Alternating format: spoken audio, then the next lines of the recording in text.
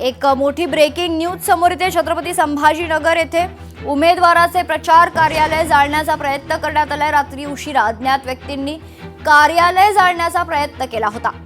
कार्यालयात खरं तर आग लावत असल्याचा व्हिडिओ आता लोकशाही मराठीच्या हाती लागलाय। राष्ट्रवादीचे मयूर सोनवणे यांचं कार्यालय जाळण्याचा प्रयत्न झालाय।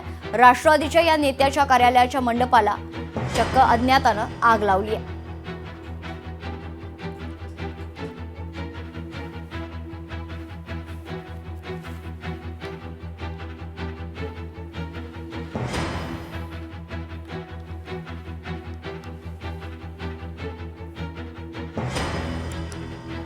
तर छत्रपती संभाजीनगर मध्ये उमेदवाराचं प्रचार कार्यालय जाळण्याचा प्रयत्न करण्यात आलाय। रात्री उशिरा अज्ञात व्यक्तीने कार्यालय जाळण्याचा प्रयत्न केल्याचा आरोप होतोय।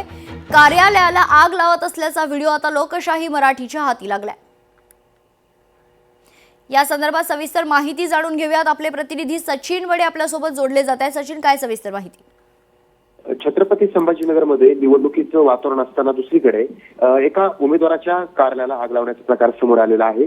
सीसीटीव्ही मध्ये इसम येतोय आणि प्रचार कार्यालयाच्या मंडपाला आग लावत असल्याचं या ठिकाणी स्पष्टपणे यामध्ये दिसतंय आणि जो मंडप आहे त्या मंडपाचा काही भाग देखील या ठिकाणी जळालेला आहे। मयूर सोनवणे असं राष्ट्रवादीचे जे नेते आहेत तर त्यांच्या ह्या प्रचार कार्यालयाला ही आग लावण्याचा प्रयत्न करण्यात आलाय।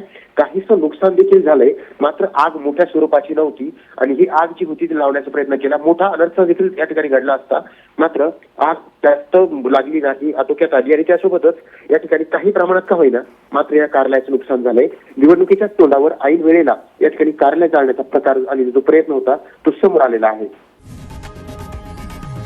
लोकशाही मराठी ऐका, पहा, जागरूक रहा।